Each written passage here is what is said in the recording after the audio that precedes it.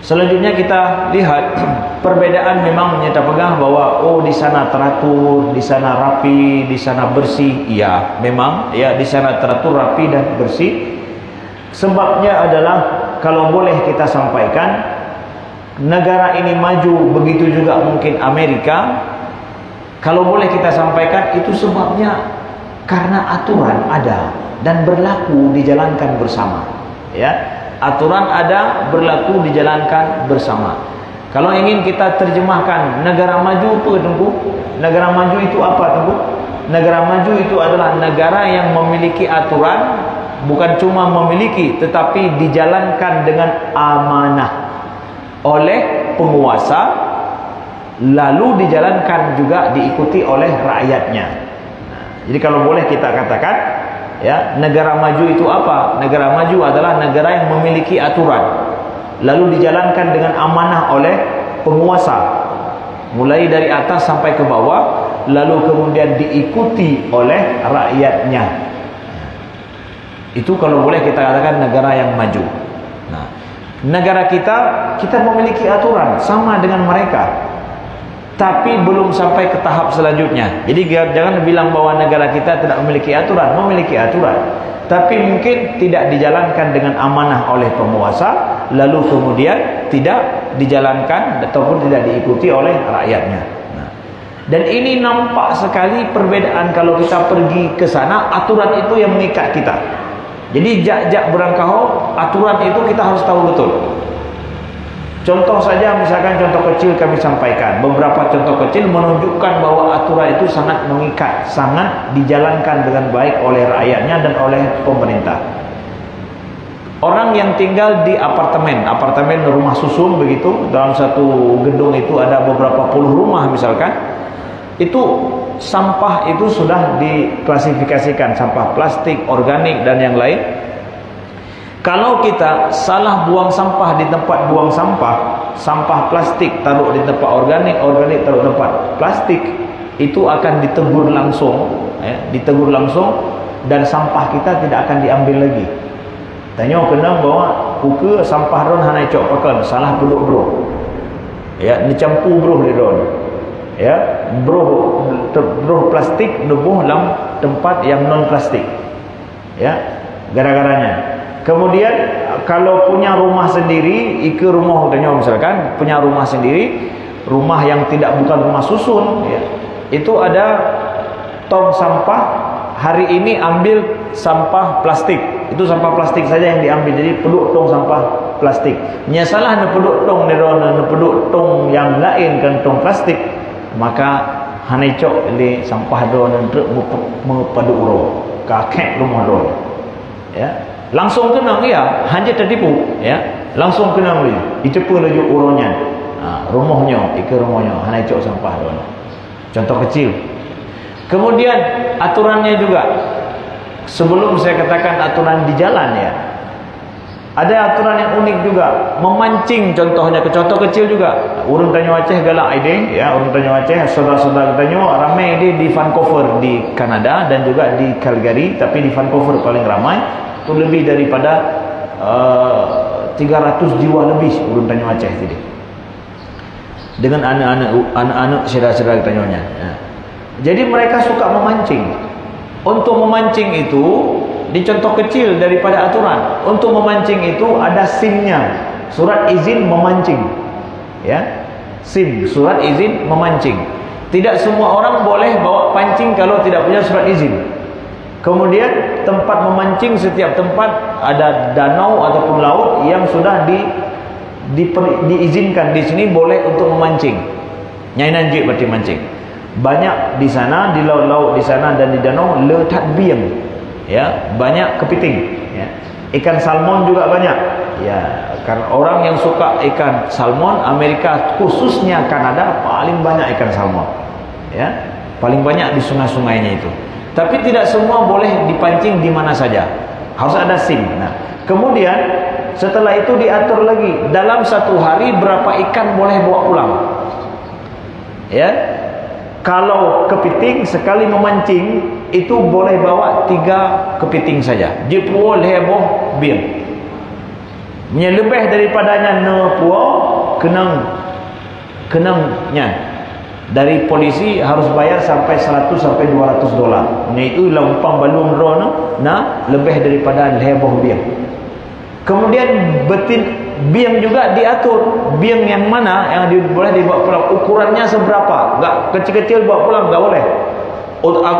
Yang sudah besar dan bukan betina, harus jantan. Menyerut ternyata betina ina biang payah boh pasal. Peduk lo pasal. Ya. Menyahana nu pegat laginya kenang. Polisi selalu ada di mana saja. Jangan coba-coba untuk melanggar. Nyan sampai paduk bawah biang nu puau, kemudian lejit ukuran jih di kalon, lehnya baru jit puau dah. Oh kalau suka memancing misalkan le roh biang kata le roh biang peduk pasal lo mancing lo peduk pasal lo mancing lo peduk pasal lo pakon. Kalau boleh leboh aja dah boleh ya. Ya bagi yang maniak mancing kan galak mancing-mancing ada je mulai jam pek jam mamanya dalam 2 jam tanya ka leboh lebih perempat kata mancing-mancing lah mana peduk lo masak mancing lo peduk lo masak haji depok ya. Contoh berburu juga begitu, berburu di sana banyak sekali rusa. Hutan Kanada itu bukan hutan yang banyak pinusnya, itu banyak sekali rusa di sana, dan rusa boleh berburu. Itu juga pakai SIM, surat izin untuk berburu. SIB berarti SIB, surat izin berburu. Nah, surat izin berburu ini diatur rusa di daerah mana boleh diburu, ada tempatnya. Setelah itu juga yang boleh ditembak rusa ukuran berapa, paduk ukuran ni. Jadi kan ditetapkan ukuran ni paduk. Seandainya hana sesuai dengan ukuran lebih ubit daripada yang diperbolehkan, nyan kenang tanya sampai $100 bayi ya. Nyan ukuran aturan sampai lamutan.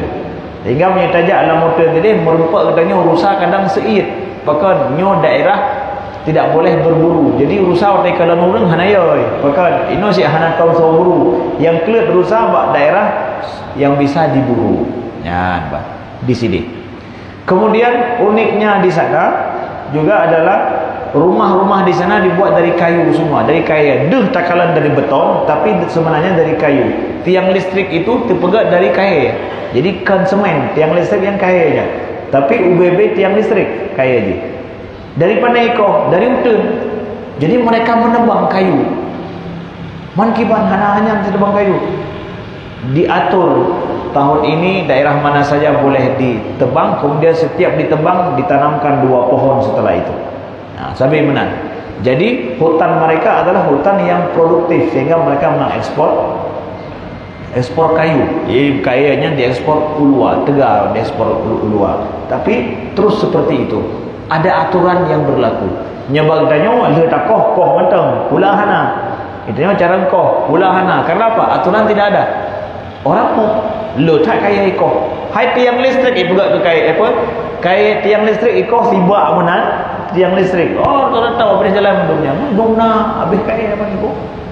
Tapi enggak masalah bagi mereka, enggak masalah. Kenapa? Ada aturan, tanam lagi 2 biji setelah itu. Padahal kemudian di sinan karayat kaya je kohlom depan ni. Terus aturan dibuat seperti itu, saudaraku yang dimuliakan Allah. Contoh.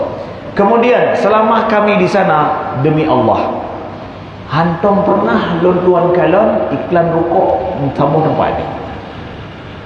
Tidak pernah saya melihat iklan rokok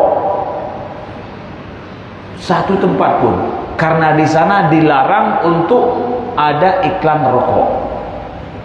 Ya, tidak boleh ada iklan rokok. Kalau ada yang jual rokok, boleh ada tempat jual rokok bagdanyo, ya. Tapi jualan rokok itu tidak boleh ditulis rokok ataupun merek rokok hanya nak mutuk aje. Orang kena jablo na rokok na pat ibukan oi dalam ni nah. Tapi hanya menulis iklan rokok ini. Ya, tidak boleh tertuliskan rokok dan tidak boleh ada lambang rokok. Hai nah itu belum aje. Ya. Iklan tidak boleh ada. Ya. Tentang rokok itu sebab. Yang menghisap rokok ada, tetapi hisap rokok diatur, ya. Bang hisap rokok itu diatur adalah 6 meter dari gedung. Jadi menyetandang katanya nyo sabuh gedung, hisap rokok boleh di tempat areal terbuka tetapi 6 meter daripada gedung. Ini dalam gedung, punya gedung luas ada kamar khusus untuk penghisap rokok. Nah, kalau dalam gedung. Tapi kalau di luar gedung, nyan 6 meter dari gedung. Jadi nyan jenedang belah deh pagar berarti. Ya.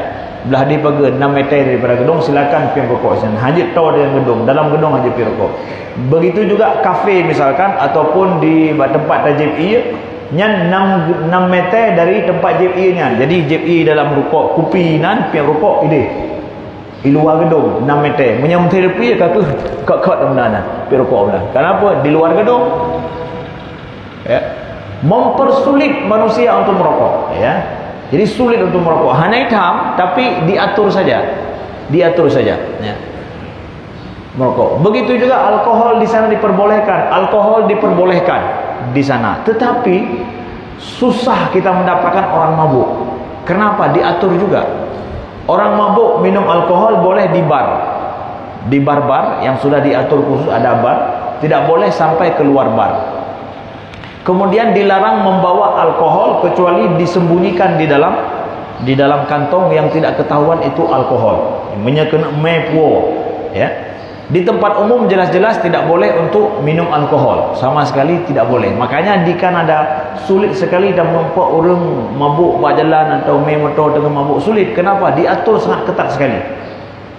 Pip rokok je tapi diatur dengan ketat. Kemudian minum minuman keras, negara mereka memperbolehkan tapi diatur dengan ketat sekali. Aturan berlaku saudaraku yang dimuliakan Allah.